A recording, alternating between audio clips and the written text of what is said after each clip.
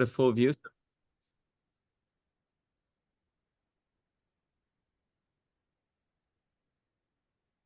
Do you just want to introduce it again, Prabhakar, for the recording? Go ahead. Good morning, everyone. This is Prabhakar from CytoSolve. Welcome to the 5th CytoSolve Symposium. Today's topic is Truth About GMOs, a Whole Systems Approach. We'll be presenting a CytoSolve Systems Biology Analysis. I'd like to welcome Dr. Shiva to get us started. Okay. All right, can we just go to the gallery view, Prabhakar? We can stop sharing the screen. All right, so welcome, everyone. We do these symposiums once every month now on the first Tuesdays. So we're pleased to be able to do this symposium. And we've been doing these because, as we'll walk you through the presentation, we have a broad suite of solutions for all of you to deploy. Our movement, Truth, Freedom, Health, not only does a very, very prescriptive analysis of those in power and how they're destroying people's truth, freedom, and health, but we also want to offer solutions. And so in the beginning of this year, we set out to do that. As a part of that, we said we would do a symposium once a month on CytoSolve, once a month on clean and raw food. We have the weekly things that we do every Thursdays on the open house. So that's what we're doing. The goal of today's symposium is to really arm you guys to teach you very specific science. So you get armed with the foundational concepts of what is a GMO and what's non-GMO. These are not easy things to figure out because of so much noise that's put out there.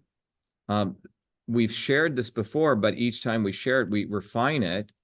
So it's like you teach a class, you teach it the first semester, second semester, and you get better and better and better at teaching it. And the goal is to arm you guys with very foundational knowledge. This symposium, I think it's going to be put back up on the CytoSolve site, right, Prabhakar? We're creating a blog page. Is that right? Yes, yes. But I would still take notes, and then we can open it up to questions. But I think we want to take about 30 minutes to walk through this, but we want to, we expect some really good questions from you guys. So you guys are armed with knowledge on this topic. All right. The knowledge you're going to see here, you cannot get in any agricultural school. You won't find it in any other engineering school because all of the typical academic institutions are owned by large agricultural companies, and they're not going to really critique this. The number one agricultural company in the world or academic institution is Cornell, Iowa State University. All of these are funded by Monsanto. And if you look in the literature, those are the guys who publish most of the GMO stuff, and they basically say everything is fine. But when I delved into this, I found a very, very important concept. Prabhakar, do you remember this in 2014? Even the quote-unquote anti-GMO people didn't even understand what substantial equivalence was. Right. You remember that? Yes, yes. I mean, we were newbies when we came into this, and I was appalled at all these anti-GMO people not really going at the heart of the issue, very much like the quote-unquote anti-vax people. They don't go at the immune system. So that's why nothing changes, because the so-called opposition either is really dumb or incompetent, or the other thing is they are deliberately clouding the issues with non-issues. So I want you to write down the word substantial equivalence. That's at the heart of the whole thing, substantial equivalence. And once you understand substantial equivalence, you really understand the research we did and how profound it is of what we've done, and why after we did those 5 papers, the opposition became crickets. Okay? Because there is no opposition to what we discovered. So you're going to learn here a substantial amount of knowledge, no pun intended. So let's begin. To those of you who are new, welcome. But today's talk is, again, as part of our symposium series. We do them once every Tuesdays, and this is the first Tuesday of July. So welcome. Next.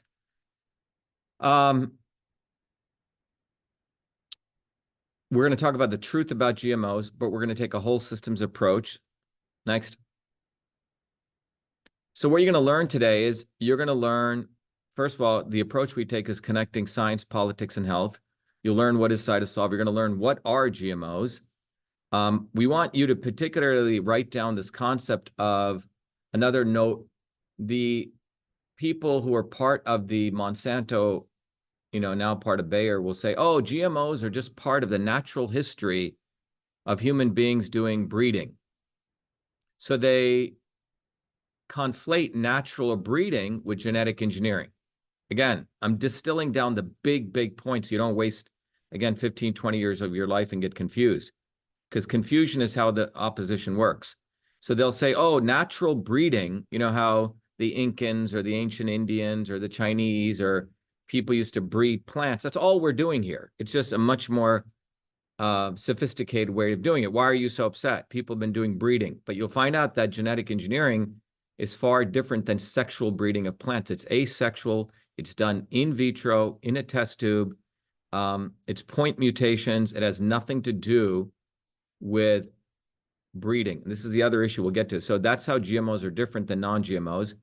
And then everyone here knows that we are extremely generous with our time and energy. We do this as volunteers, and you guys can support our research. You should support our research, and we'll show you multiple ways you can do that. Next. So Prabhakar is going to play a video that will really give you my journey to systems. And let's go with that first to start. Make sure, Prabhakar, the sound is playable.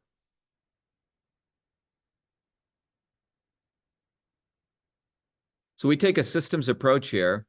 Go ahead, Prabhakar.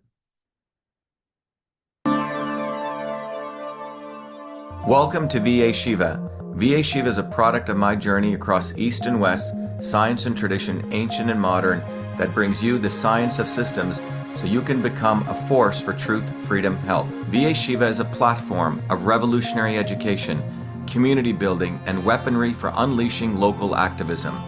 My journey to VA Shiva begins in the chaos of Bombay, where I experienced diverse religions, languages, castes, and in a small village that had no running water, no electricity, where my grandmother, a poor village farmer, practiced Siddha, an ancient system of Indian medicine over 10,000 years old. She observed one's face, the art of Samudrika Lakshanam, to understand a body's unique constitution, allowing her to deliver the right medicine for the right person at the right time. Watching my grandmother heal others, I was inspired to study medicine, but I was also aware of the corrupt caste system of India, which denigrated a human being, where my family were considered low caste untouchables, where one's birth determined one's destiny. The grit and determination of my mother and father led them to get educated and to come to America, a 1 in a trillion event. Their actions inspired me to work hard and excel. While in 9th grade, I attended New York University in a computer science program, and subsequently, at the age of 14, was given a full-time job as a research fellow at what is now known as Rutgers Medical School in the heart of Newark, New Jersey. There I investigated the system of sleep using mathematics, computer science, and biology for sudden infant death syndrome. It was there in Newark where I invented email, when I was the first to convert every feature of the physical, paper-based interoffice mail system, including inbox, outbox, memo, carbon copy, blind carbon copy, attachments, into its electronic equivalent, a system which I named email, a term that I was the first to coin. On August 30th, 1982, I was awarded the first U.S. copyright for the invention of this system, recognizing me as the inventor of email. At that time, copyright was the only way to protect software inventions. I went on to MIT, where I earned 4 degrees across multiple systems of engineering: electrical, mechanical, design, biological. That training led me to invent many other systems for advancing humankind. EchoMail, the world's first intelligent email management system. CytoSolve, a computational biology system for eliminating animal testing to discover new medicines faster, cheaper, and safer. And to the creation of a whole systems methodology for certifying clean food. These innovations led me back on a Fulbright to India, where I discovered the missing link between Eastern medicine and Western systems theory, honoring my grandmother, to develop Your Body, Your System, a powerful tool that will help you understand how your body is a system and how the inputs of food, supplements, and exercise bring your body back to its natural system state. And systems health, an integrative educational discipline that is now integrated into the VA-SHIVA platform that will enable you to learn the science of systems, the science of everything, be it your body as a system or our society and politics as a system, to reveal the foundational interrelationships between truth, freedom, health. Now is the time for you to be the light, learn the science of systems, build community, and weaponize yourself to unleash the activism necessary to deliver truth, freedom, health in your local community. Welcome to VA-SHIVA.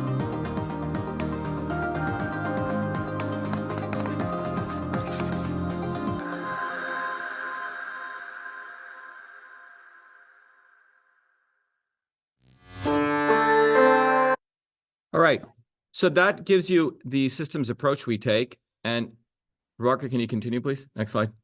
Why is this important?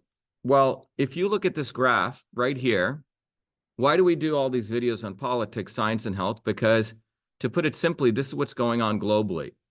The cost of living everywhere is going up, and lifespan is going down. Lifespan is not going up. It's actually coming down.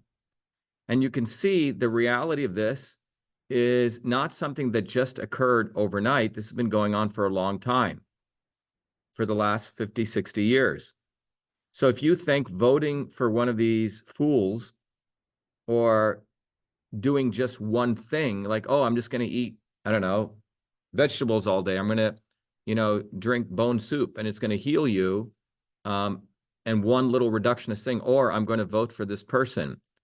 It's not going to solve it. The reality is it's a much more harder problem. It's a systems problem. You need a systems overhaul. Unless you want to, unless you want to fool yourself into thinking there's some simple way out of this, there isn't. And the only way out of this is you have to decide that you want to save yourself. And saving yourself means that you want to learn how to fight back in a holistic way, not in only one area. Next.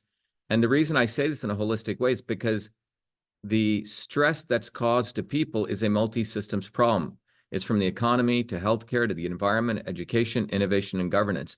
You can't just focus on one area. You have to present it as a whole systems problem.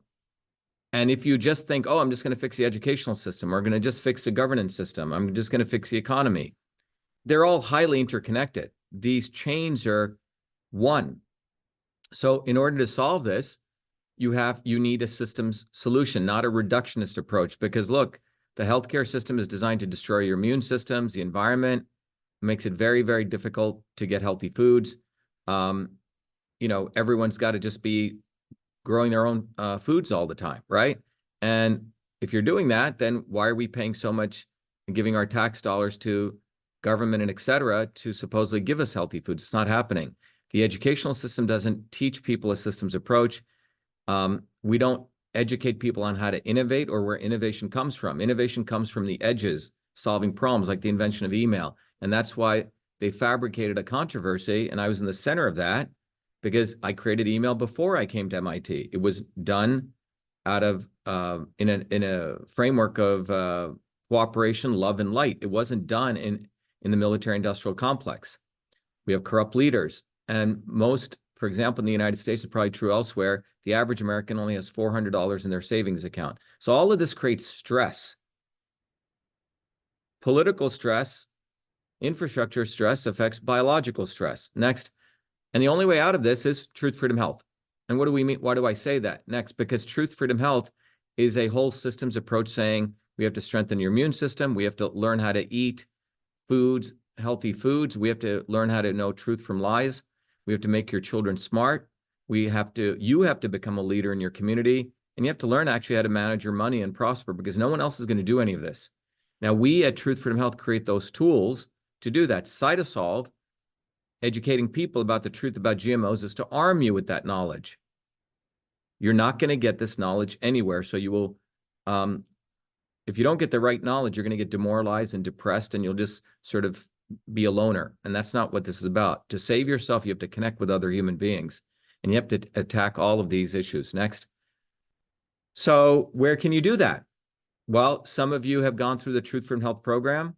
It's the only place on the planet you can do that. It takes a whole systems approach to education. We want to get you off the plantation.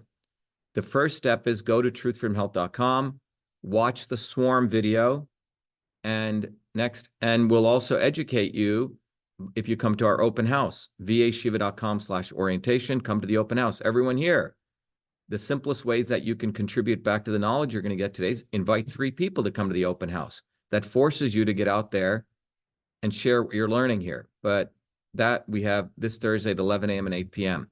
And there's a little RSVP thing there. You may want to write it down, vashiva.com/orientation. Next. So again, everything we do intersects 3 processes: thinking, healing, and fighting. Thinking, fighting, and healing. That's a whole human being. You can't just be in one area. You have to do all 3. Next. Now, in order to do that, we've created solutions. Truth Freedom Health teaches you how to fight. VA Shiva, CytoSolve, teaches you how to heal. CytoSolve teaches you how to think. Next. And as a part of that, the reason we're taking on food, because food is medicine. Next. And the solution begins with identifying what is clean food. Well, we've created an entire bottoms-up certification program over the last 10 years, not created by government, but created by people like you and I. And you guys can be part of that. Next, we've also created a powerful second platform, CytoSolve, which allows us to discover from those foods. There's 10 to the power of 32. That's a trillion times a trillion times a trillion, something like that. Or a trillion times, trillion to the power of 3, okay? Molecules in nature. Pharma only has access to around 60,000 molecules. Well, they're powerful molecules in nature where if you combine them right, which is what food is, which the ancient rishis were trying to figure out the right combinations, we can actually create powerful medicines. So we've been doing this for 16 years, and we've now made that accessible to the public. Next. And then finally, we have systems health. It's not sufficient you have clean food. It's not sufficient you have the right medicines, but not all of those will work for everyone. So you have to find the right food or the right medicine for the right person at the right time. And that's through systems health. We've created an infrastructure for that. Next. So that's what we have. We have these solutions. So today we're going to talk about CytoSolve. Next. So again, go to Truth Freedom Health. One way you can support everything we do is become a warrior scholar, and you'll support yourself. Next. I think I want to play this video, Prabhakar. We'll come to the end of it. Okay. We'll do it at the end. So on what is Truth Freedom Health. Next. But let's keep moving forward. By the way, we have contribution plans everyone can be part of. Next. When you sign up as a member, there's actually 4 free gifts. You will learn how to get off the plantation. It's free. Go study it. You don't have to pay anything. Next. If you want to contribute, you can be a supporter and you can become a warrior scholar. All of these are for your benefit at a very, very nominal contribution. Next. So again, we have the orientation. Let's continue. So let's jump right in. First of all, what is CytoSolve? We have a long form description of it, but our mission at CytoSolve is to really accelerate and revolutionize health by discovering therapeutics, nutraceuticals, and functional foods, which are all from natural products, natural food, faster and cheaper by using a very powerful technology without killing animals. Next. And we've been doing this for a long time. It's counter to what pharma does. This is the way pharmaceutical companies work. They have about 60,000 compounds. They don't have 10 to the power of 32 compounds. They have a relatively small library. And they dig into those compounds, a single one. They do test tube research, then they do animal research, and they take it to human research. It takes them around 13 years, $5 billion. Next, and this entire industry is actually failing. This is why they needed the vaccines. They spend more and more money throwing money at R&D, and they're getting less and less molecules even allowed by the FDA. Next, this is why they needed vaccines, because it was their savior for the entire industry, and Trump delivered that to them, Biden delivered that to them, et cetera. And all of your leaders in your countries deliver that to them. They save big pharmaceutical companies from monetary destruction. The reason this occurs is because the way they look at science is like the blind men touching the elephant. Next. And if the blind men ever got together, they'd have a very, very dysfunctional view of that elephant, the elephant representing, let's say, some disease. Next. That's reductionism. When they develop drugs, believe it or not, it's going to be hard for you to fathom this. they don't really know what they're doing. They just throw shit against the wall. And if something sticks, then they explain why it's stuck. And most real scientists will tell you this behind closed doors. So it's no different than putting people into an airplane design. If it crashes, then you later on, you don't even address that and something gets off the ground. Then you say, oh, yeah, I was brilliant. This is why it worked. So this is the way pharmaceutical development's done. It's a very ad hoc trial and error method. Next. So we need a revolution. As many of you know, I've been involved in this by taking a systems approach. We'll go through this fast. I've already explained a lot of this, but I've been involved in medical research for a long time, integrating medicine with computing. Next, I created large-scale systems. Prabhakar, you can walk through this by creating email as a 14-year-old kid, but I learned really how to do large-scale systems. So when I went back to MIT and I really looked at medicine, what really troubled me was they don't take a systems approach. All of this changed in 2003 when we discovered that we have the same number of genes as a worm. This flipped biology on its head. People realized we needed to take a systems approach. Western medicine did. Eastern medicine for a long time has had a systems approach, but that too has been polluted by, quote unquote, gurus and people who actually don't understand the ancient systems of medicine. Next.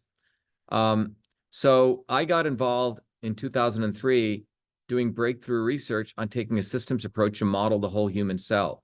Next. And computationally, I figured out a very powerful platform equivalent to email or better. Essentially, if email was the electronic version of the interoffice mail system, CytoSolve is the electronic version of the molecular system. Next.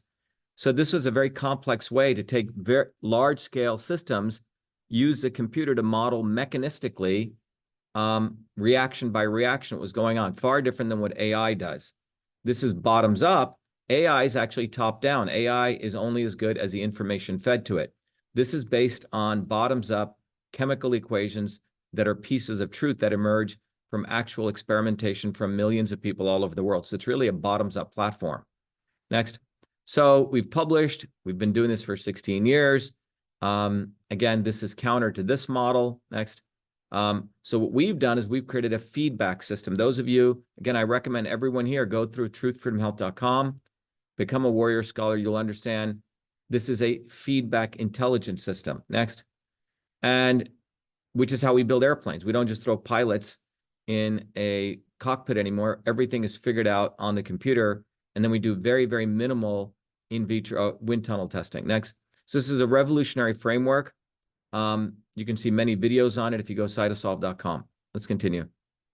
So using CytoSolve, we're able to take any scientific problem.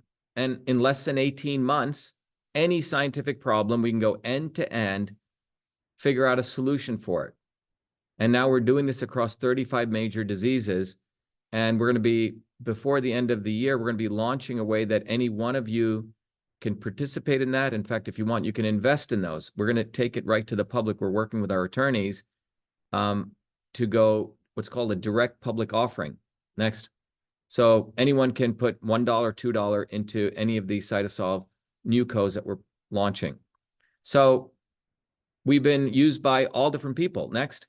And people have used us for many different areas. Next.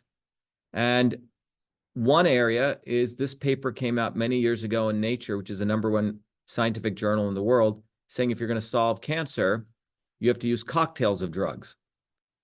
Duh, which means one drug causes side effects. Why not use combinations? Now, this is from the establishment. Now, in this, the establishment scientists quoted my technology, CytoSolve, is the only one to do this. And I don't know any of these people. So it was an independent analysis. When this came out, we raised a little bit of money and we said, why don't we use CytoSolve for cancer? And that's precisely what we did. We went and looked at all the known drugs for cancer, the generics, and we started combining 2 drug combinations. We just wanted to prove we could do our development faster and cheaper than even big pharma. We modeled all the cell death pathways, the metastasis pathways, all in the computer without killing animals. We went through trillions of computations. We discovered potentially 78 viable combinations, 5. And then we discussed 1, we applied to the FDA. Our goal was to prove that we could play with the big boys. It typically takes 3 years to get something allowed by the FDA. We did it in a record 11 months. In fact, the FDA said, we're astounded by what you guys are doing. This is the future of 23rd century medicine. And then these models, we went and did an association with the leading cancer research center in the world, MD Anderson, because they're also interested in combining natural products, right? But we proved that we could do things faster and cheaper. Next, on the world of natural products, here's a simple example. Some of you may know there's turmeric, which comes from curcumin, and the skin of grapes have a thing called resveratrol. And if you combine those, they have massively anti-inflammatory effects. You'll see products out there that choose how much. So here we're looking at, with CytoSolve, we just looked at 7,000 papers written by 7,000 different people all over the world, bottoms up. We combined all those to build a molecular systems understanding how curcumin interacts at the cellular level. We did the same for resveratrol. And then we were able to combine them. Again, no animals were killed in this. And then discover a combination of, there are many combinations next, mathematically, where you can see that combination of 3 units plus 2 units of resveratrol, lower inflammation, which is the 4th column, much better than giving anyone alone at high dosages. This is called the principle of synergy. This is why food is medicine. Next, the right combinations. So that's what CytoSolve is. Now, where this got interesting was, next, so I got involved in GMOs, next, because there was this very interesting article in 2014 that came out on the front page of MIT, and I was walking through MIT to visit one of my professors, and this article came out on the front page of MIT Technology Review, which is the #1 technology popular journal in the world. But on the front page of it, and by the way, interesting enough, side note, I think in 2002, one of the technologies I built, EchoMail, was featured as a front page issue for automatically analyzing email. Like this is the magazine that people publish in, or you get asked to publish in if you're trying to, get out there. But here is Monsanto trying to get out there.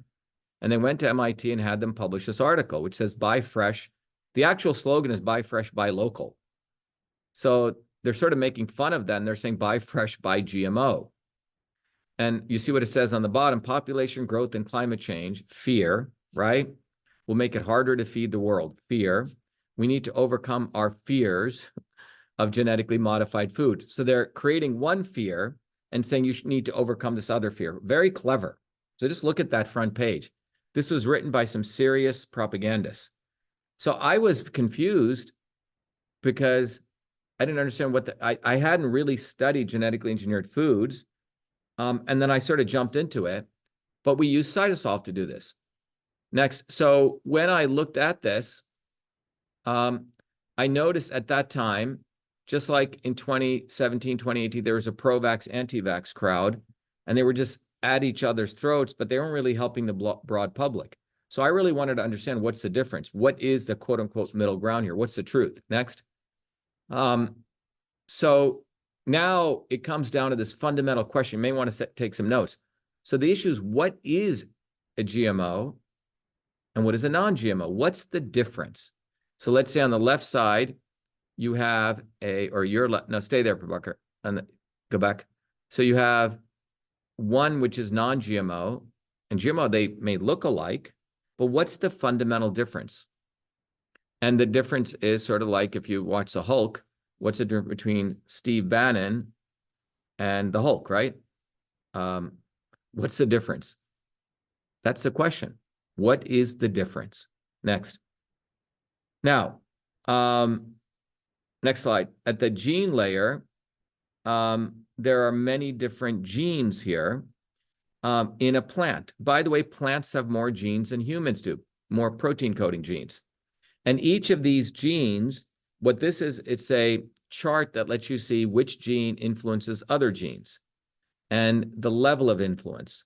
Okay, the thick lines show greater influence, the thin lines show shorter influence. So you can see that CHR19 has a big influence on CHR03, and then there's sort of lighter lines. So you can see influence of one gene to another. Genes influence other genes. Next. So, when you look at chromosomes, they're made up these double helix structure known as DNA. Next. And the chromosome it's made up of DNA, which is this double helix strand, and then components of that are known as genes, and the genes are combined of base pairs, as you see on the far right. So a set of base pairs is a gene, as Dr. Prabhakar is pointing out on the right, and genes code for particular proteins. By the way, there's many, many genes, portions of the DNA that we don't even know what they do. So everything we're talking about is protein coding genes. That's only 5%. So now there's a new definition of genes that's actually emerging. Next, but that's a whole nother discussion. So now when mating takes place right here, this is very different. This is called sexual reproduction, is you have full combination of two sets of genes from both of these animals. Next. And same with plants, right? Here's a plant structure, and there's sexual reproduction of plants, which is one plant, is getting the pollen from another plant, and there's full sexual reproduction. Now, over the years, farmers learned how to breed two different kinds of plants, but it was still full sexual reproduction.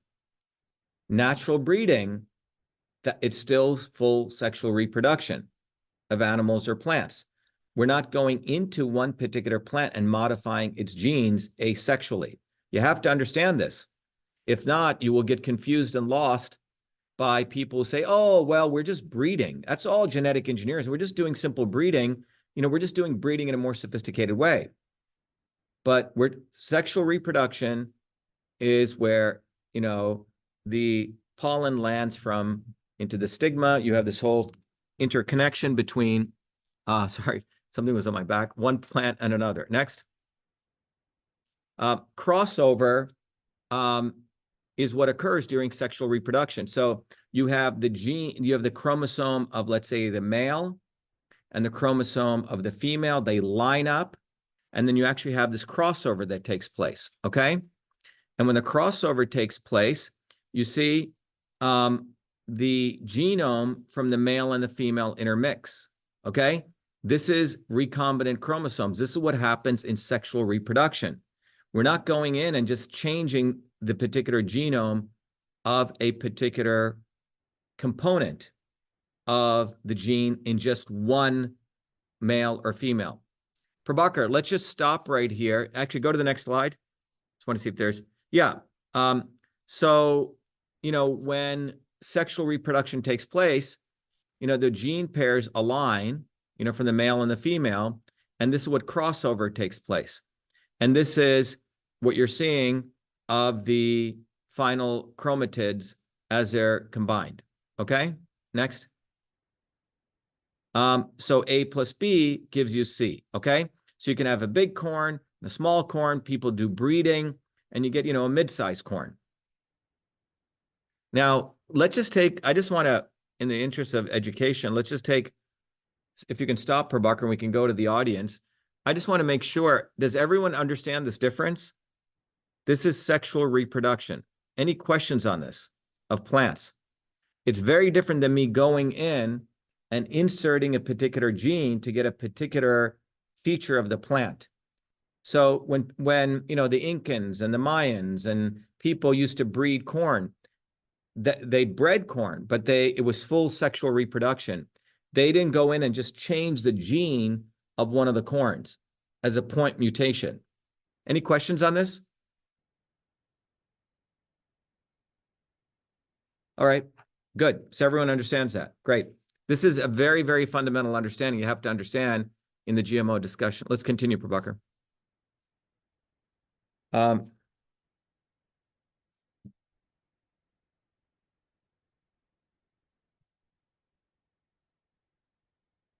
All right.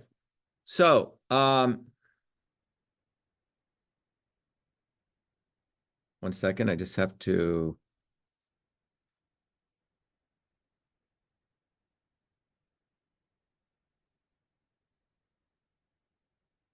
All right. So, this is where we're inserting in a gene. where we're taking plant A and we're putting a gene into it. This is not sexual reproduction. We're inserting a gene into a piece of corn, okay? And then you get a new corn, but when you inserted that, you're going in and manipulating the genome. It is not full sexual reproduction. This is asexual creation, okay? Next. And this is a question. Now, they may look the same. The issue is you have a genetically modified corn and an organic corn. Now, that organic corn may have come through breeding, okay? The genetic corn may have come through a point mutation or a point engineering that you did. So the question is, how are these different? So now that you understand that the pro-GMO people will always argue there's no big deal, they're the same, we have to understand this difference. Next. So now to understand this, you have to go back about 50 years, okay? This is the 510K program. Now, this document was issued in 2014 for genetically engineered foods, but it was using a law that was passed in 1976. It's called Substantial Equivalence in Pre-Market Notifications, Guidance for Industry. Now, I was the first one to really delve into this, to really understand this. Because what they were saying, go back to the previous slide, the pro-GMO people would say, look, a genetically engineered corn is substantially equivalent to an organic corn, okay? So, and they would just say it, and none of the anti-GMO people really went in and they analyzed this. Next. So when you go through this, you have to go through a lot of federal documentation. You find out that is that there's a decision-making the FDA goes through to determine if two things are substantially equivalent. Now, why did they come up with this? Next. The reason is that Prabhakar, do you have the picture of Gerald Ford there? If you go to that, signing the bill. Yeah, next. Next. Yeah. So, no, go back. Go back. So, right there. So, Gerald Ford in 1976 signed a law that where substantial equivalent came from, and you could decide if something's substantially equivalent, not substantially equivalent, okay? What does substantial equivalence mean? Prabhakar, let's just stop for a second, go to full view with everyone. Let me explain what this means. So in 1976, medical device companies, let's say someone was making, let's take a simple example. Someone is making this pen here. Let's say it was some EpiPen or something for people who had anaphylactic shock. So let's say a medical device company made this pen. And by the way, to get this pen approved by the FDA, remember the FDA not only does medicines, but also medical devices. It would take them about 7 to 10 years. They had to submit paperwork, they had to go back and forth, and finally a pen came, let's say an EpiPen. Okay. So the manufacturers of these pens or whatever medical devices went to the FDA and saying, wait a minute, all I'm going to do is I'm going to change the green color to a red color of the pen. Well, in those days, prior to 1976, those companies would have to go through a huge process again, another 7 years, even though they were just changing one little thing. All they did was change the color, but they'd have to go through a 7-year process. So the US government said this is really holding up innovation. Okay? So they came up with the policy of substantial equivalence, which said that the person, let's say I don't have a red pen here, but let's say the manufacturer of the green EpiPen said, I'm going to now create a red EpiPen. They would submit to the FDA documentation, and they got to figure out the technological characteristics of this pen, you know, the height of it, you know, the weight of it, let's say, the color of it, right? And whatever characteristics they wanted to define, and then they could define the characteristics of the new pen, and they could say, see, they're substantially equivalent. The weight is the same, the height is the same, but only thing that changes is the color. And if they could prove the two devices were substantially equivalent, using whatever characteristics, this is the key thing, the manufacturer got to decide the characteristics. Okay, very important to understand. And so they said, here are the 5 characteristics. You see, FDA, they're all the same. And the FDA would look at it, Prabhakar, go back to the flow chart. And if the FDA determined that they were substantially equivalent, then they got to fast track it, okay?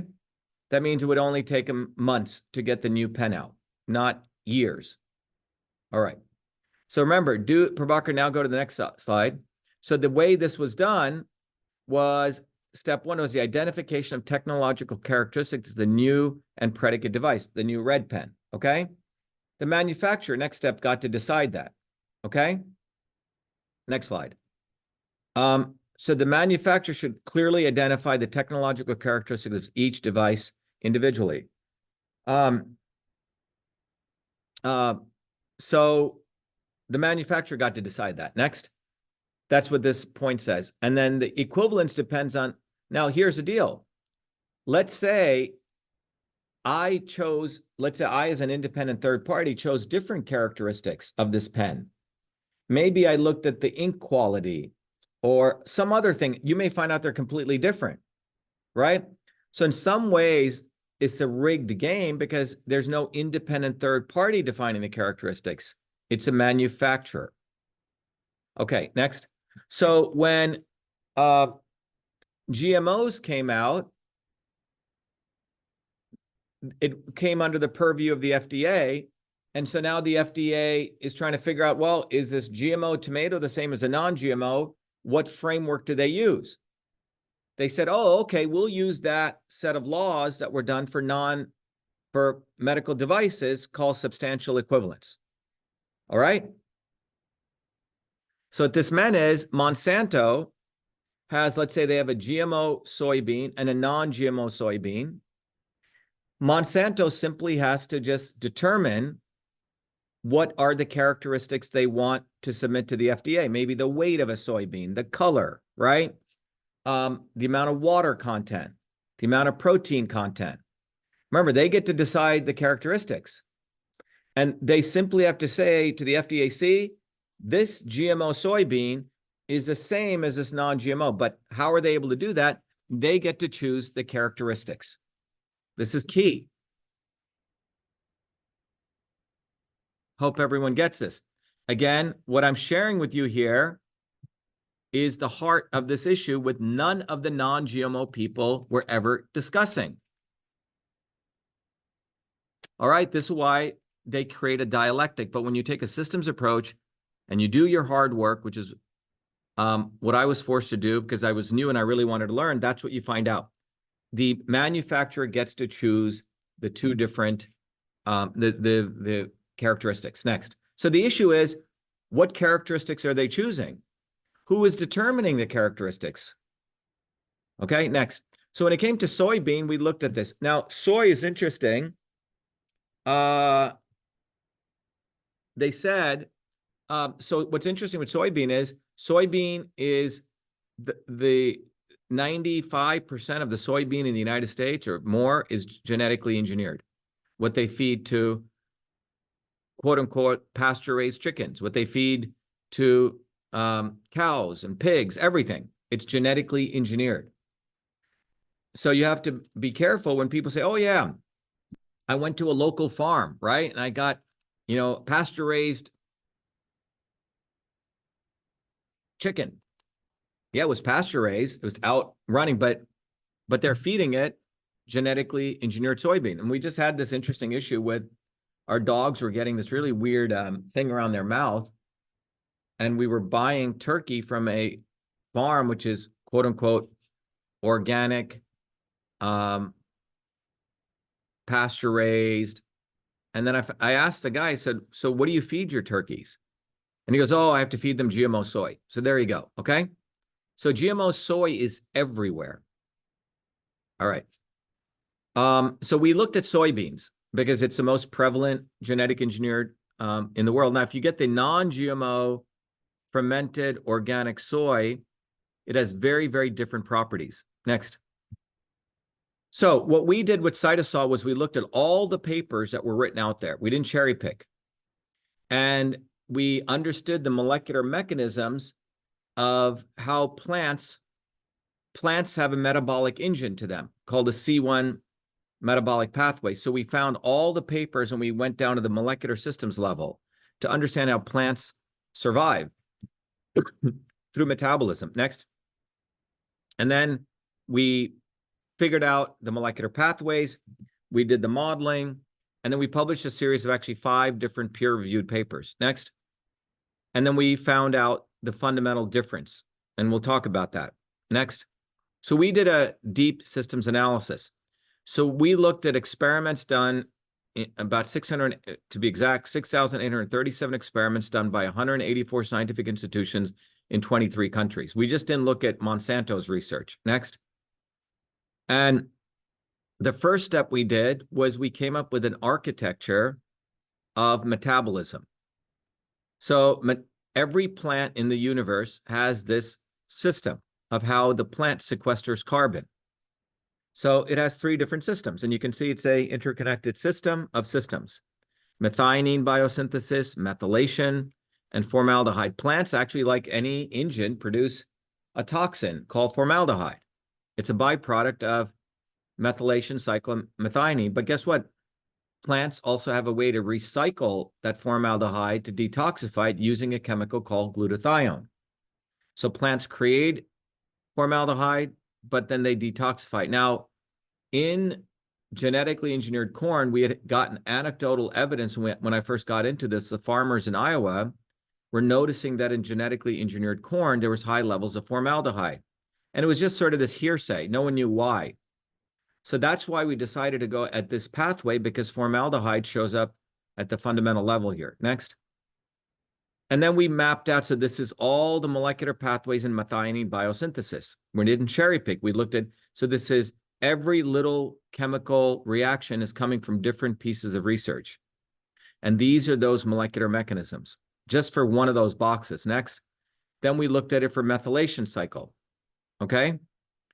And then we looked at it for formaldehyde. And you notice right in the center is that formaldehyde is produced on the left side, which is a toxin. And if you have enough levels of glutathione, that toxin is reduced to formal glutathione and formate.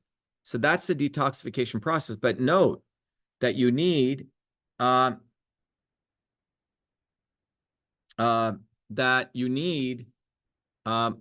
Prabhakar, can you make sure chat is enabled for people to the host? Crystal said it's disabled. Okay. Can you do that? Just enable it so people can chat with us. Thanks.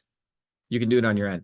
But glutathione is this very, very important antioxidant that is necessary to break up formaldehyde into formate, which is a, detoxified product.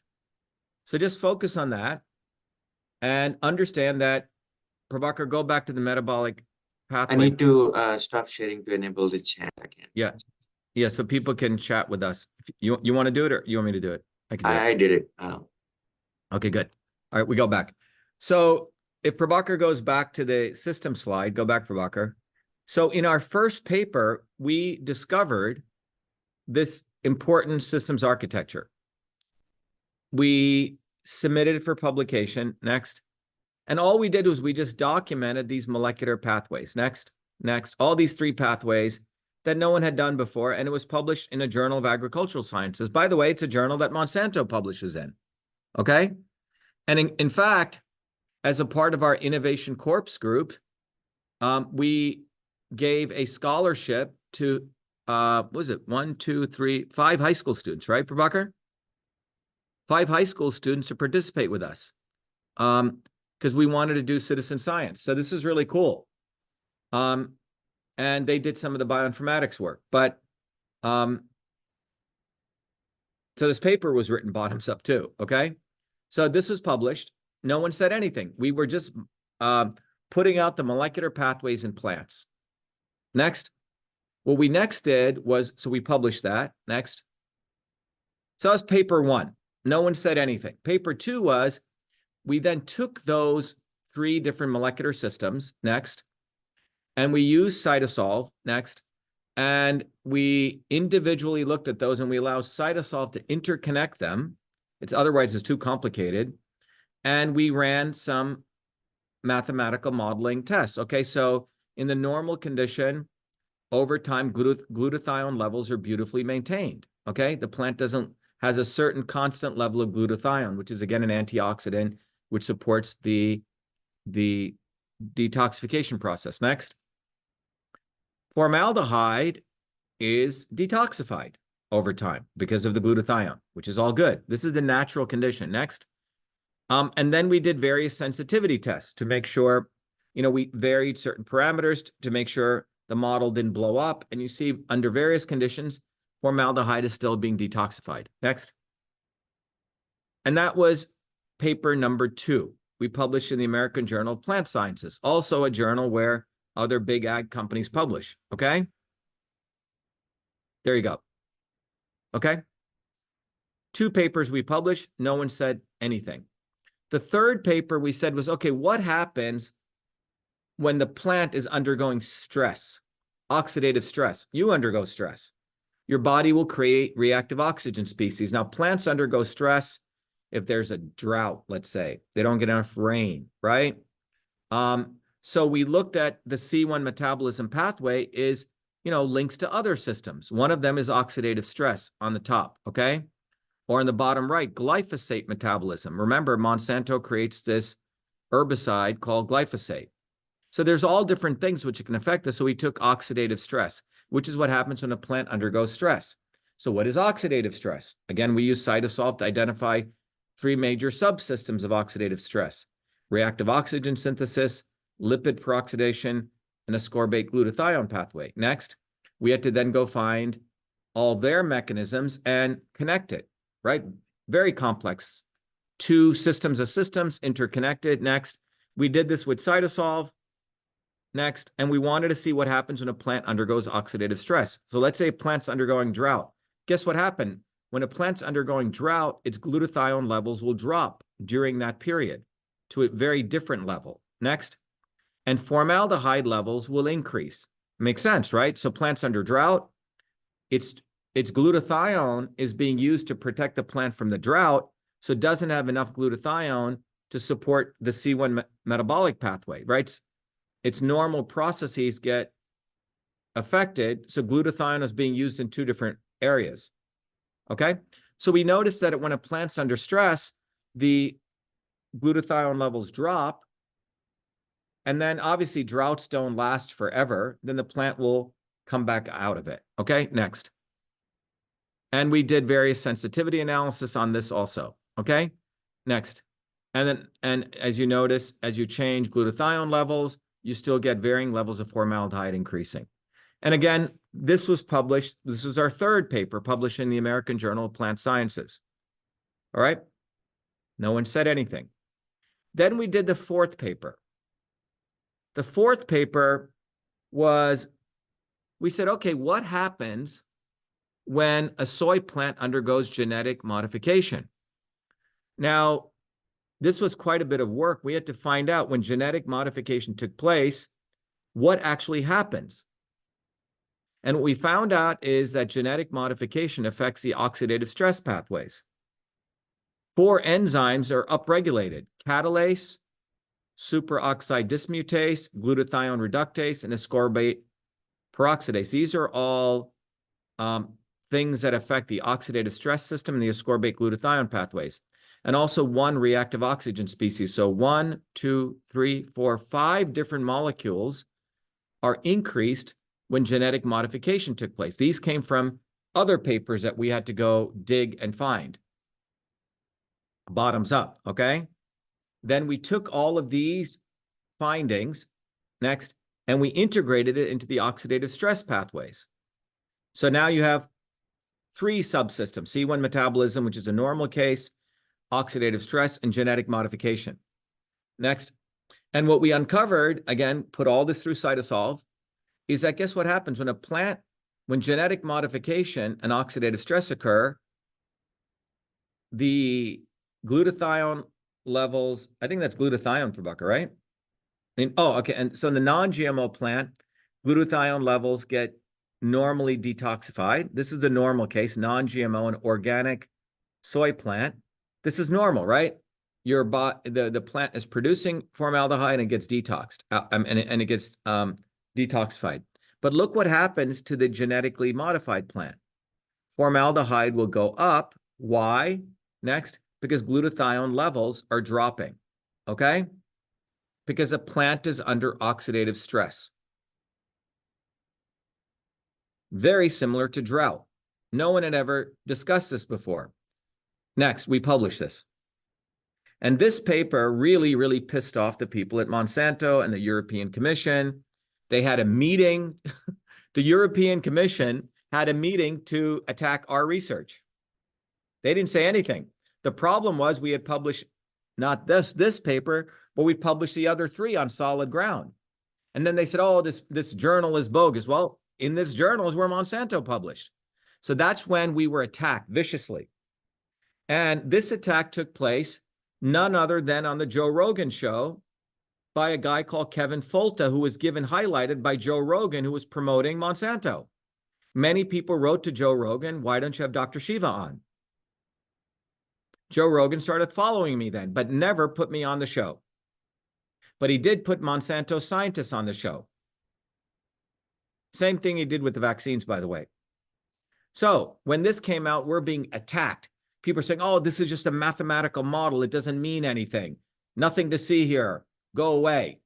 Okay? This is just mathematics. Well, physical chemistry is how we do everything, because every little equation is coming from different pieces of research. It's pieces of scientific truth. We're not doing top down. We're doing bottoms up. And CytoSolve is a proven framework. So we were being attacked. People saying, oh, this is just mathematical modeling.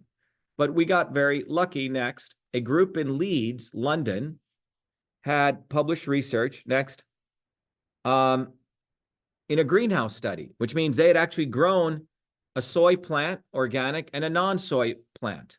I mean, a non-organic Monsanto plant, Roundup Ready soy, right? And they had found out, so by the way, we had found out that the levels of glutathione in the organic plant were 9.749, and in the transgenic Roundup Ready soy plant was 3.9, literally about 250 to 300% less. And this is what they attacked us on. We got very lucky in the American Society of Plant Biologists in 2011, 4 years before we'd done our work. A group had done in Leeds research in vivo, which means they actually grew it in a greenhouse, but they didn't know why, you see, because they didn't look at the mechanisms of action. They just took a plant, grew it, a soy plant, organic, and then a Roundup Ready Monsanto plant. And they too found out that there was 3.7, look at the difference, 9.9, there's no heading there, but 9.9 levels of glutathione in the organic at 3.7 next. And we put it side by side. You see our numbers match pretty well with theirs, but we know why. The group in Leeds doesn't know why. They saw an observation, but they don't know why.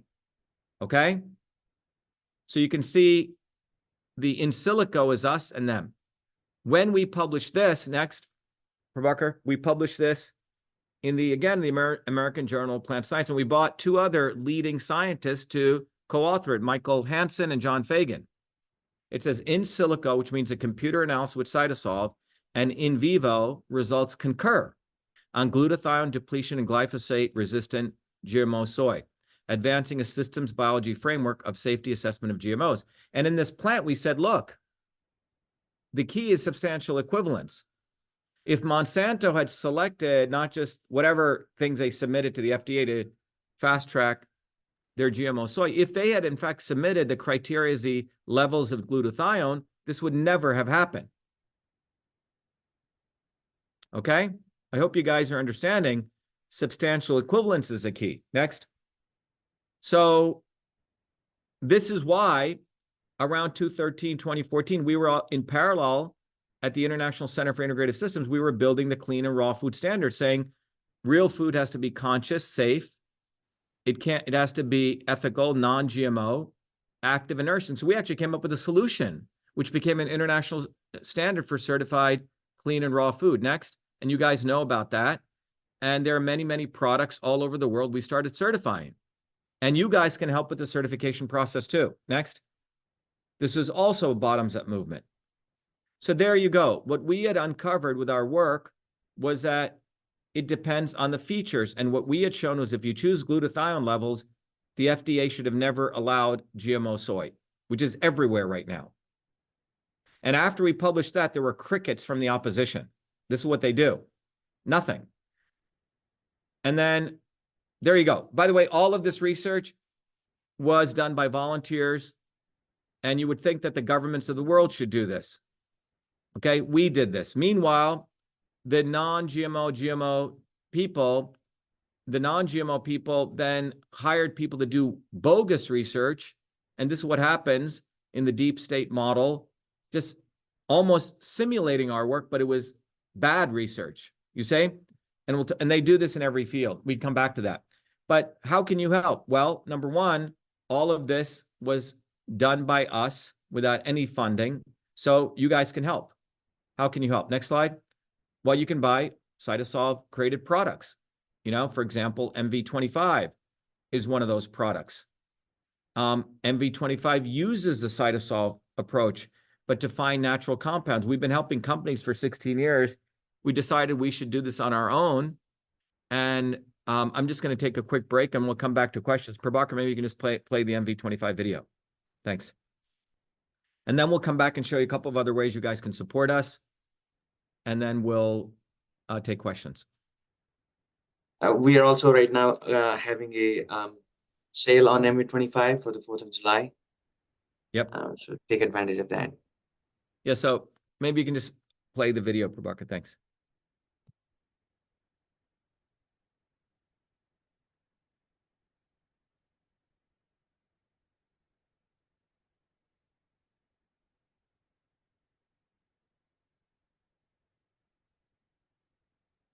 Millions of people suffer every day from painful discomfort and swelling, but most pain medications come with harsh side effects, and many alternative supplements have little scientific backing. That's why we at CytoSolve created MV25. MV25 was formulated using the CytoSolve Computational Systems Biology Platform, a technology for precision and personalized health invented by Dr.SHIVA during his doctoral research at MIT. This formulation is the result of computing trillions of potential combinations of biomolecular interactions derived from thousands of peer-reviewed scientific papers published across 4 decades by 68 research institutions to discover an optimal synergy of compounds that downregulate biomarkers of discomfort and normal swelling. Hi, I'm Barbara Ann. My hands would cramp up so that I couldn't hold cards or knit or crochet, and they would go like that. And I'd have to use this when I played cards with my grandkids, and I started taking that MV25. After a bit, I was able to hold cards in my hand, very, very little cramping, hardly at all anymore. MV25. Hi, my name is Sandy. I'm a Taekwondo instructor. I tore my ACL during Taekwondo. I had a lot of pain and limited mobility. I've been taking the MV25 for about 6 months now. After the first week, I noticed a big difference. After the second week, almost literally no pain. My name is Jeremy, and I suffer from a lower back problem. Hurt my back at work years ago, and I can go to the chiropractor, do all kinds of different things, and nothing seems to help. And I decided to try MV25. I didn't notice a difference immediately, but within a few days, the pain went away, and it stayed away. I've continued to take it, and even when I do things that I shouldn't do, it seems to go away a lot quicker than it ever did before. MV25 is certified clean, 100% non-GMO, made in America, and GMP certified for good manufacturing practices. MV25 is CytoSolve optimized, which means that this formula has been engineered to maximize benefits while minimizing toxicity based on current research curated by CytoSolve. As the science advances, so will this formulation. This is our promise. Order online at mv25.life. Consult your doctor before taking any supplement or medication and use as directed. MV25.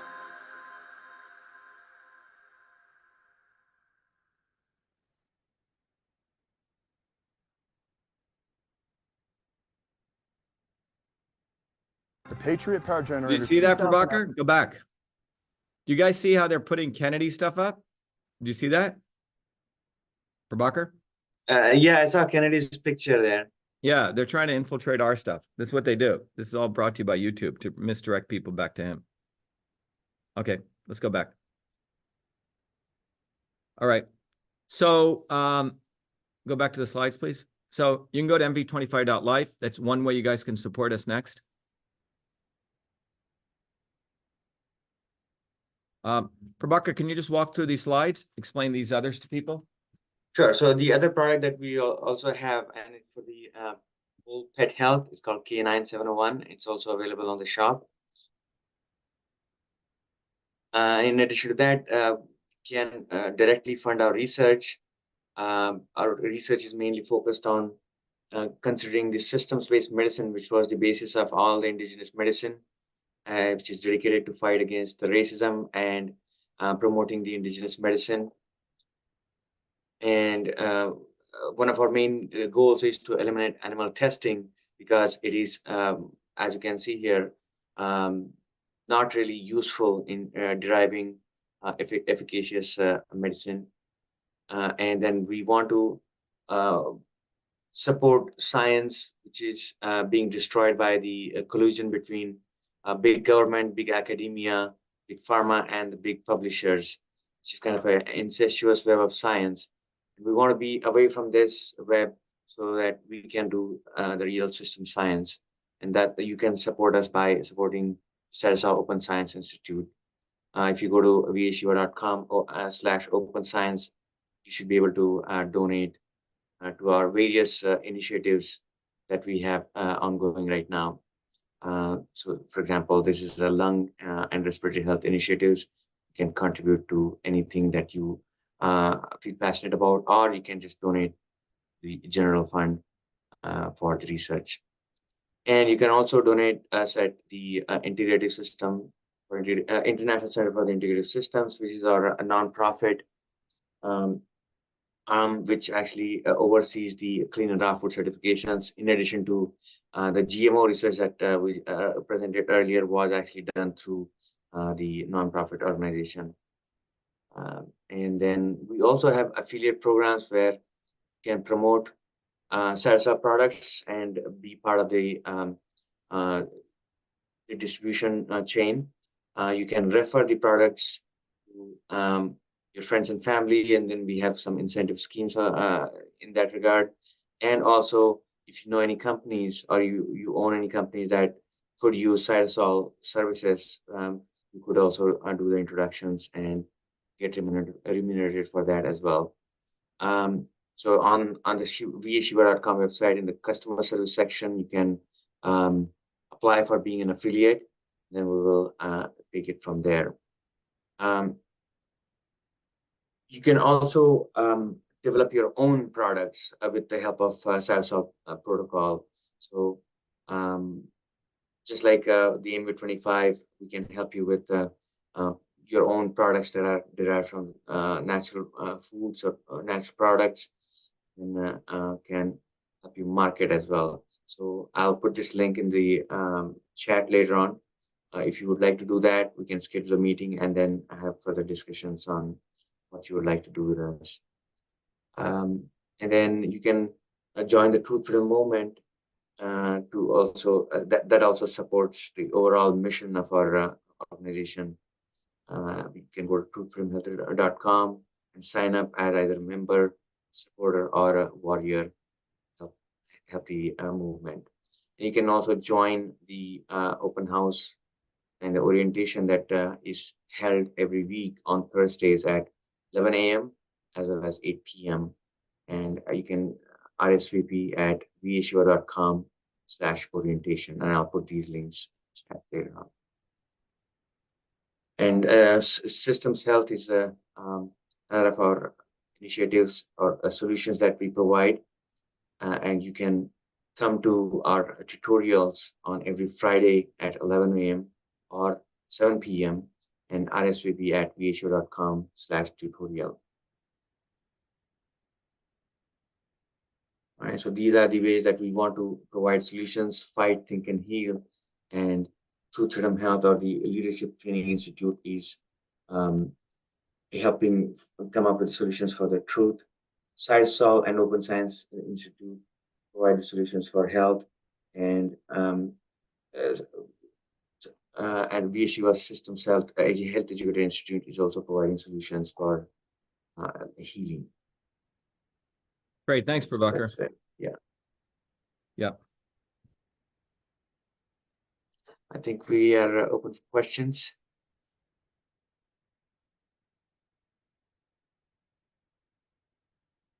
So we already have some comments here. Chelly Roland is asking, do you do any work or study with Dr. Vandana Shiva? Yeah, so Vandana reached out to me. You know, she wears that big dot on her head. She's been at this for a long time. And, you know, she does a seed project. When we did this research, she reached out to us. I think, you know, when I did a movie with the Brosnan, she was in the movie. But, you know, my problem with her is she's more into trying to build some celebrity following and basically goes and, you know, hangs out with Booby Kennedy all the time. So I'm not really sure what she's doing, you know, except doing the seed project. Anyway, yeah, so I know of her. When I was in Delhi, she was very, very interested in meeting with me. I met with her. And then when she came to Boston, she wanted to meet. And, you know, I just have very little tolerance for people who hang out with Booby Kennedy, because the guy's part of the deep state. So next question is, Saba Jackson, therefore eating GMOs contributes significantly to human oxidative. Yeah, so here's the question. If you're eating GMO soy, if you just go back to the bottom line, why do you eat food? You eat food to get nutrients, right? So the GMO soy, Saba, has less amount, our research shows it has less amount of glutathione. Glutathione is an extremely important molecule that as you age, well, your body needs glutathione to clean up its own oxidative stress, okay? So it's not, I don't know if you can say it's contributing, but what it's doing is it's not giving you the essential nutrients you need. So if you're feeding, you know, farm animals soy all day, that's GMO'd, what are you actually feeding them? That's the real issue. And by the way, we're only looking at one characteristics of difference. There could be others. Remember, the plant is a very complex system. When sexual reproduction occurs in nature, you know, many, many things are being modulated. But when you're going and just twiddling one little thing in a plant where you're changing a particular, when they inserted the gene for Roundup Ready soy, you don't know what else it's affecting, right? So we're pointing out one specific thing it's affecting, which is reducing glutathione levels. Chile says, do you have CytoSolve MV25 for animals? Yep, we do. You can use this for dogs. We're also in the middle of, if you guys are interested in a paste version that the dogs actually like to eat, we're working with one of our partners with it. Also, the 709, which is bring that up. Not specifically for joint health, but it is good for the whole pet health. It helps maintain joints in addition to other organ systems as well. Maybe you can just bring that up. So if you go to the shop, so again, we are starting. So this product has, well, like 15 different ingredients, right, Prabhakar? 15, 20? Yeah. It has hyaluronic acid. It has diatomaceous earth. Zeolite, all things that really help detox and support skin health, basically overall health of the dog. Right. Most MSM, it smells really nice. It's got fenugreek, Indian herbs. It's a very interesting combination. American herbs, red raspberry leaf, hawthorn leaf, a lot of minerals, but it really helps in the detoxification process. Plus, It's a nutrient. It is human grade, right? But we could create a human version of this too, but this is quite a valuable whole product. Let's go over here.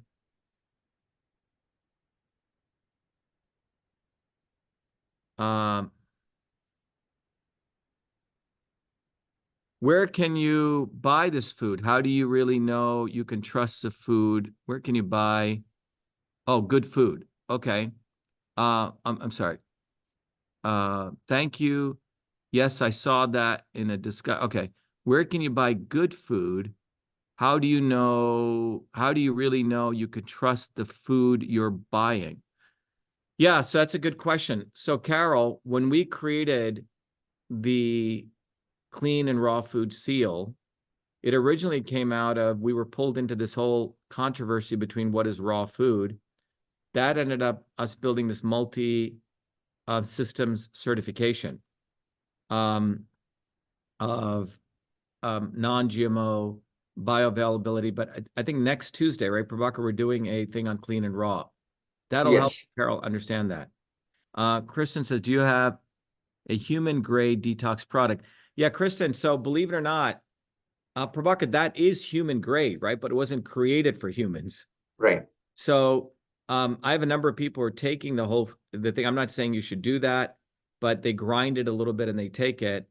Tanya's, you have to, when we give it to our dogs, it's interesting because Jenny Smith said her dog now will not eat the food without this.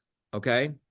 And then some dogs may not like it, but it appears most dogs actually like it, and a number of dogs won't eat their food anymore after they've tasted this. So again, it can vary from dog to dog.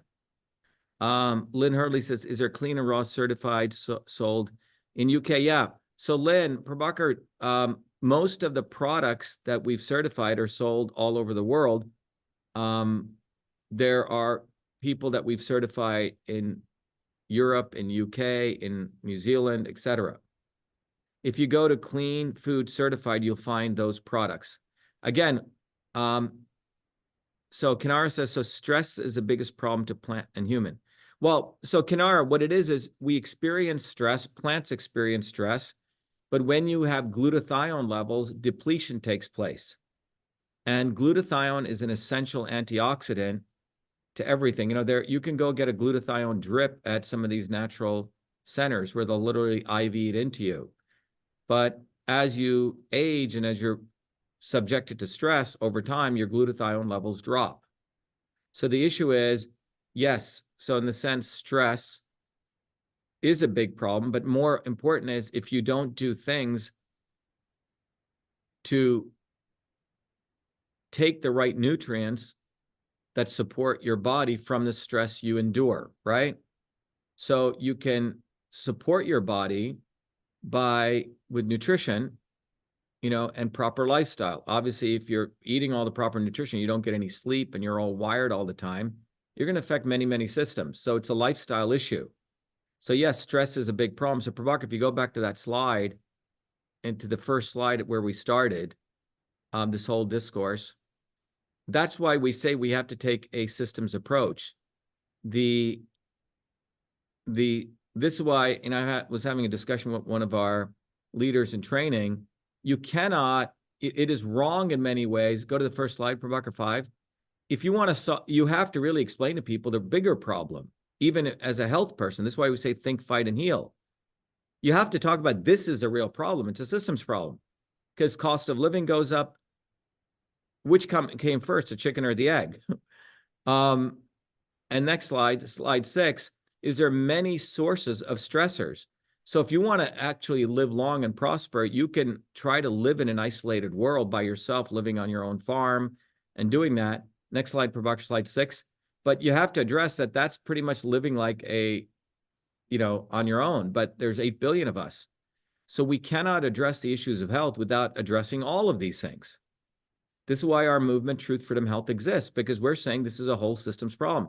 You can't just be saying, I'm just going to be a healer, I'm a healer, I'm a healer, I'm doing health talks, or I'm doing Second Amendment, I'm into fighting and for freedom. This is a whole systems problem. You have to recognize that we have to go at the source of this problem, and this is a systems problem. It's like saying something on your car doesn't work and you're just going to, I don't know, fill up one tire. That, you know, the engine has issues and the steering has issues and your suspension has issues. There's multiple problems. And you have to maintain all of those or affect all of those to solve it. Just fixing one thing doesn't solve it. It's a multi-systems problem. Engineers know this. Politicians don't know this. Lawyers don't know this. Doctors don't know this. Practical people know this. Women who are bringing up kids know this, okay? They know it's a multi-systems problem. All right, let's go to the next question.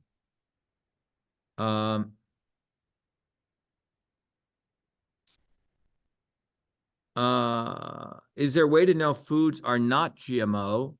I do not trust their labeling. A test strip like ones for pH. Yeah, that's an interesting question, Tanya. So here's the reality. There's certain things that are not, there's certain vegetables and fruits that are not even GMO'd. So there's no reason even to, so the non-GMO guys, when something's not GMO, doesn't mean it's organic, if that makes sense, okay? If it's organic, it's not GMO, but if something is not GMO, it doesn't mean it's organic, okay? I don't know of a test strip right now that does this because it's a very complex systems problem, because when you genetically engineer something for different plants, it'll create different issues, right? Like we just looked at glutathione levels. So I don't know, Prabhakar, do you? No, not that I know of, but I think that'd be a great idea to. It's a little bit more complicated because you need to have something that can actually test the genetics on a very short period of time scale. Usually, to know whether something is genetically modified or not, you need to run something called a PCR test, and that takes I think it's right now in the time scale of hours to days, but I'm not sure of any like a quick like a pH test strip that is available. Yeah.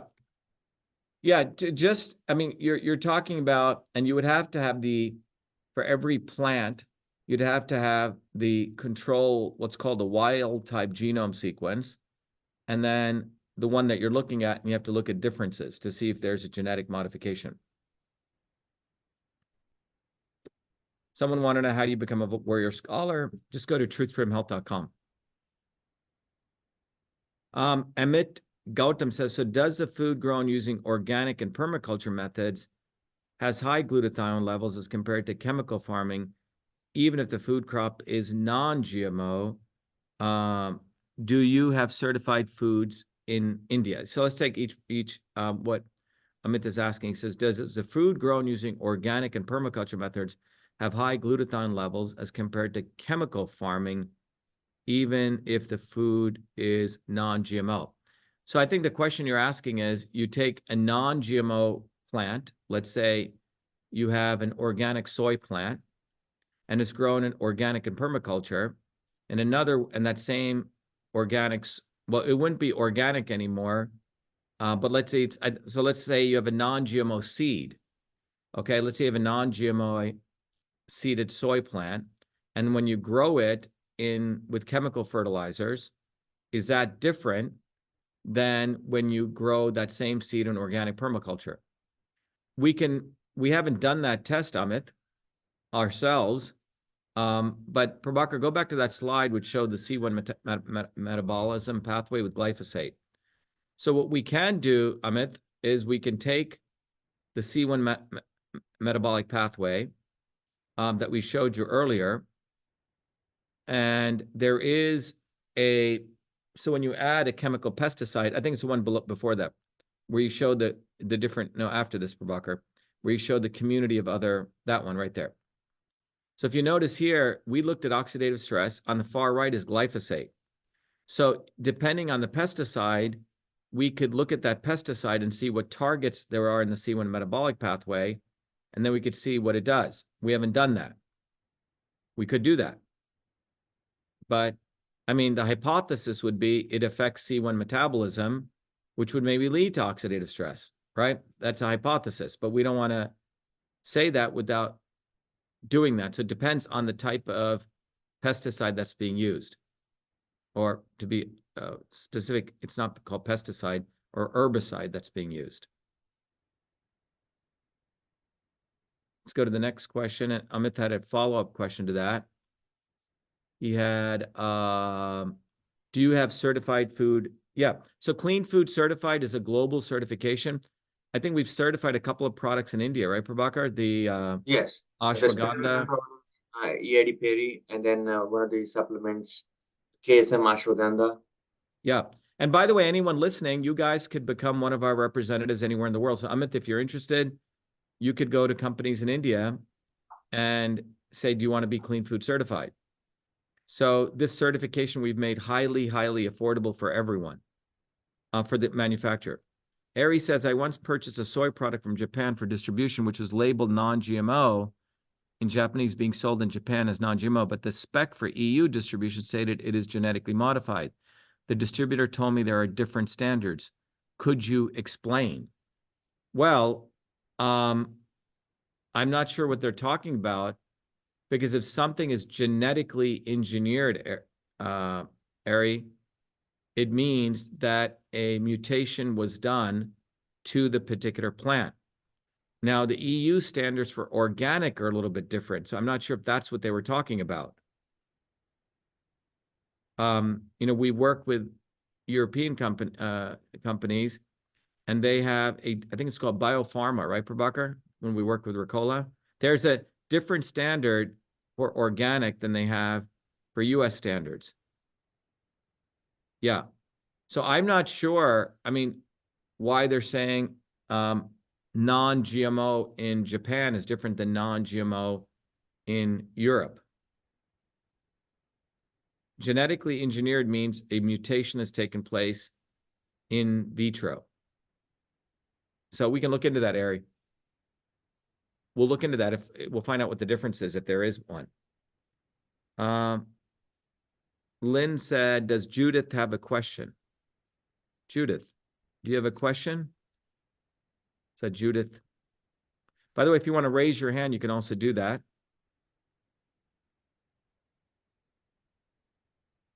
She needs to unmute herself. Yeah. Okay, there she is. Yeah. Yes. Do you have so any? question? Yeah. I was wondering, would it be right to say that GMO soy has a higher level of formaldehyde, however you say that word, Yeah, so that's what our research predicts, right? Yes. That's what our research shows.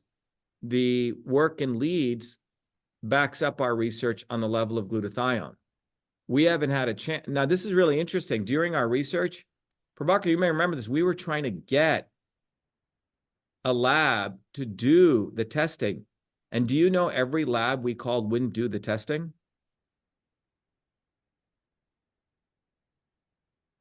Okay. We were trying to call independent labs, and we wanted to send them the non-GMO seeds and a GMO seed. And we wanted to say,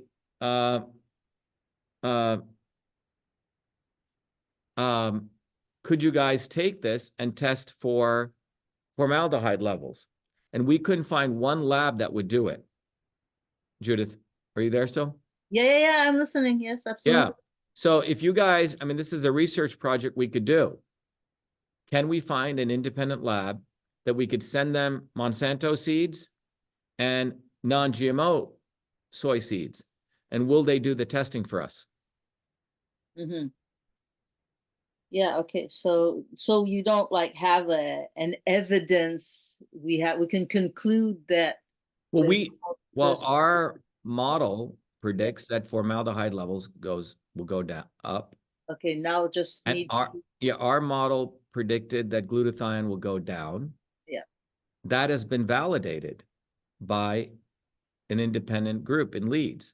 Okay. So if you just look at the simple chemistry, A plus B goes to C, right? Yep. If you don't have B, which is glutathione, you're going to get more levels of A.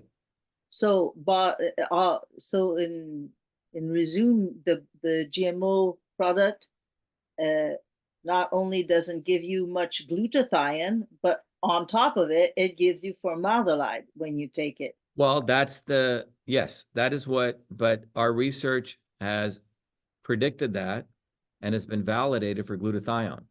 It goes to rational logic that, Prabhakar, if you would bring up that equation.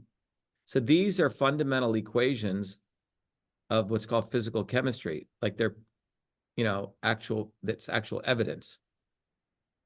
Prabhakar, because if a plant didn't have the detox pathways, where we had the very nice thing, Prabhakar, where you showed right there, slide 114. Do you see this, Judith? So this is a chemical pathway, and this has been shown over and over and over and over again. So if you don't have, obviously if you have less glutathione, you're going to have less formate being produced, and more formaldehyde will remain in the system. Does that make sense? Oh yeah, well that's absolutely what I had understood. Yes. Yeah. And I think it's important to the glutathione is really important to have. I suppose we can have it in different sources, but it's really important to realize that when we eat soy, genetically modified soy, at least maybe tomatoes or whatever, you have more formaldehyde. Well, yeah, we've shown this with soy, right? Yes. The pathways here these pathways are relatively invariant across plants because this is C1 metabolism. Yes. Every plant uses it's like a set of, over billions of years, plants need this pathway. So you're going around, go to slide 111, Prabhakar. We're going around, this is the thing. If you're going to do genetically engineered foods and you're going to insert one thing, you have to know the ramifications of this. It's a complex system. So if you're going to go do this, great. If you want to do it, but you better be able to use something like CytoSolve to understand what else it's going to do before you say it's safe, or before you say it's the same as GMO. The reality is it's not the same. It's different. So, the labeling on here should be less glutathione, right? So that's what we can do with this kind of technology. Yes, thank you very much. I'd like to have access to these slides, so I can show them. We're going to put the video up on the CytoSolve page, so you'll have the whole video. Okay. Yep. Thank you very much. Yep. But I wanted to make sure all of you, the tool that we really wanted to arm everyone with is, I hope everyone understands substantial equivalence. No one teaches this. We just published, Prabhakar, do we have that African journal? We had a very nice retired professor who's tenured out of Purdue, who invited us to publish a paper, one of the leading journals, because, GMOs are going all over Africa now. And that's where Bill Gates, Monsanto, everyone wants to. Africa had so many different varieties of plants.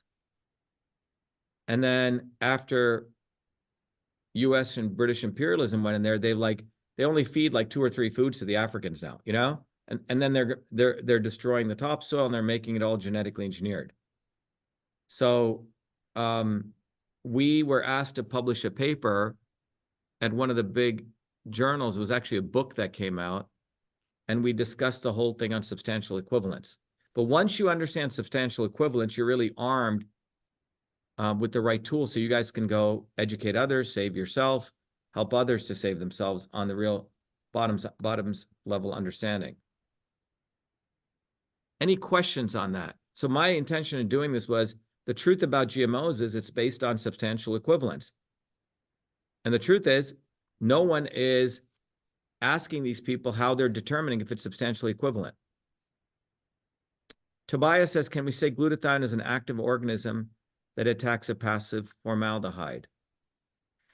Well, glutathione is a molecule that interacts with formaldehyde to make it an inert thing so it doesn't hurt the body. So does CytoSolve have a book to explain all this. Lynn, what do you mean by that? A book? Lynn, can you unmute? I'm just wondering, I've got quite a few books of yours, and I just Oh. wondered if there was a Yeah, book so- that had all these diagrams for me. Yeah, so we have a book on GMOs, which is actually done. Given all the other stuff I'm doing, if I had one weekend where I could just close myself in, that book would be done in probably about 8 to 12 hours, Lynn. So we'll try to get it out. It's actually all done. I've edited it. I just need to do a final edit on it. Yes, we do have a book with all of this in it. Thank you. Yep, I'll be getting that. yep. Kevin Paschke says, just thank you for this presentation comment. From system thinking standpoint, the lobbying of GMO soy, corn, wheat, etc. is powerful, hence a major reason why people need to go through the Warrior Scholar program many times to see how policy affects biology and this key point of substantial equivalence. P.S. I was in Myanmar, which is, I guess, Burma, for 6 months in 2015 and 2016, and China was rolling these out fast with ag chemicals. The land there is so pristine. Yep. There you go.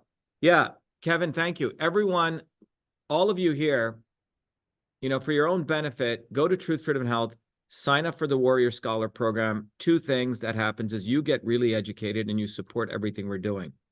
So I hope all of you do that. But without understanding systems thinking, as Kevin points out, you won't see how the interconnections matter. You'll always get bamboozled by the way people talk about something or the way they propagandize something.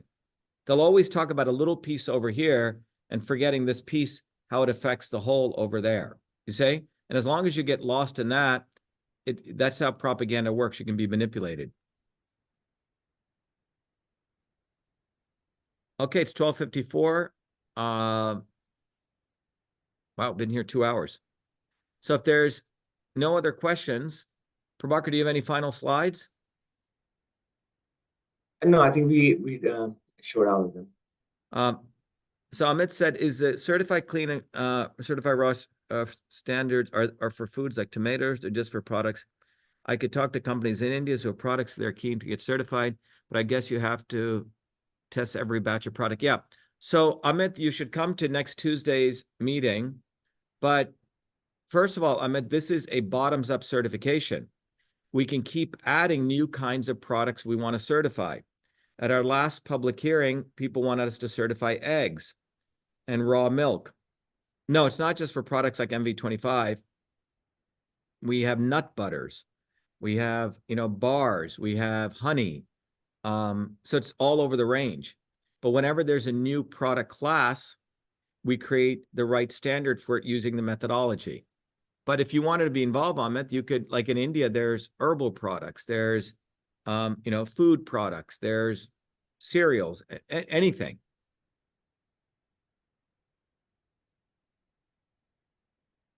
Could you certify farms? We could, Kristen, provided we come up with the model we want to apply. So again, this certification is a bottoms-up certification. We as a people own it. We could add components to it. So if we wanted to certify a farm is a system. We could decide what are the inputs and what are the outputs that we want, what are the processes in between to make for that farm. So for example, people want us to certify egg-laying chicken farms. So we're working on that. People want us to certify farms are producing raw milk. So you have to go endpoint to endpoint. In the case of chickens, what are they fed? How are they kept, right? So by the time the egg comes out, what are all the checkpoints we're doing? And then all of you, if you wanted to be, you guys could become the local food inspectors following that protocol that we as a public decide. It's quite fascinating without government involvement. So Prabhakar, Prabhakar will put up the link to all of you want to do, let's say, a follow-up meeting, whether you want to support CytoSolve, et cetera. Prabhakar, before we leave on CytoSolve, can you just bring up those slides that we have, I think in the ginger presentation or the black cumin one we're going to do on CytoSolve, how we're positioned and the different areas we're going to be doing. So we hope by the end of this, before the end of the summer, that's where we're headed, we're going to share with you that we have now many different areas of research we're doing in terms of new product development with CytoSolve. And people have said, oh, I want to invest in CytoSolve. And we have not taken any monies in, because when you take money in from the wrong people, they control your future. So we are creating, about 7 or 10 years ago, the United States allows companies to take investments directly from the public. The rule was before you could only get 35 investors, otherwise it would be considered a public offering. And then it has serious regulations. However, over the last 5 or 10 years, the SEC has created a new type of framework for investment called direct public offering, like bottoms-up funding. So to give you the idea for that, when Prabhakar, maybe we can just show them the CytoSolve process, first of all. Let's go back. The CytoSolve innovation process goes through the following areas. Next. So we do, for example, the architecture of a disease, like what we just showed you with genetic engineering next. Then we do the publication next. Then we do the modeling next. Then we do the combination screening next. We do the discovery and the licensed manufacturing. So in the case of MV25, you'll see what we did. Let's go over to that and just show that. So when we created MV25, we went through this process. We did the systems architecture, then we published it, then we did the modeling, then we did the combination screening, then we did the discovery. We actually got a US patent, and then we went and manufactured it ourselves. So we have created a completely revolutionary process. In 18 months, we can basically go create new products to address any of these different areas. Now, we did this by ourselves in about 18 months. So next, Prabhakar, so we are now going after every major human ailment from nature. So we have, for example, these are the different ailments, from pulmonary issues, lung injury, asthma, lupus, dengue, cancer, everything. And so we are going to take every one of these diseases, and in 18 months, our goal is to produce a product. And each one of those, the interesting thing is pharmaceutical companies raise hundreds of millions of dollars. We can do it at 1/100th of the cost. Now, one way is for each of these things, our work gets slowed down because of funding, because we have a limited number of people. So we're going to come up with a way that anyone here, we're going to take each of these companies and carve out 20% that we could actually offer to every one of you to own a piece of that company. And the idea is you can fund it at different stages. And then when a product comes out, any dividends, we want to return that back to people. So that's a model. So it's direct bottoms-up funding of the people by the people versus going to Wall Street and getting hijacked. So I don't know what you guys think about that, but that's where we're heading. Kristen says, I live in a community with many farms. How would the farmers get in touch with you should they decide they want to go through? Yeah, so Kristen, if you could, Prabhakar will put up a meeting link. We can do a follow-up on that. Lynn says, thank you for everyone giving me great food for thought. Got to go. Will donate to CytoSolve. Shame for their crooks power profit control. Yeah, so in closing, everyone, I just want to let you know that we have solutions, but we've created these solutions so you can be part of them. So CytoSolve, you can be part of that. You can be part of Clean Food Certified. You can be part of Systems Health. We are graduating people in the Systems Health Educator Program, where you can learn how to help people find out the right food at the right time for the right person. So Ari said, I've always felt that it's not the people making safe, organic, non-GMO foods that need to pay to get certified, because this is a form of taxation, but rather those poisoned with the pesticides. Yes, definitely. Okay, everyone, it's 1 p.m. EST. Thank everyone from throughout the world coming. Again, get involved. Prabhakar's put forward the opportunities. All of you, one simple way is go become a Truth from Health Warrior Scholar to support, or go buy MV25. And if you want to set up a way that you want to be part of a particular solution, you can set up time with Dr. Prabhakar and I. All right, everyone, thank you. Be well. And this will be put up online on cytosolve.com in case you want to go review it. Thank you, everyone. Be well. Thank you. Thank you, Prabhakar. Thank you, everyone.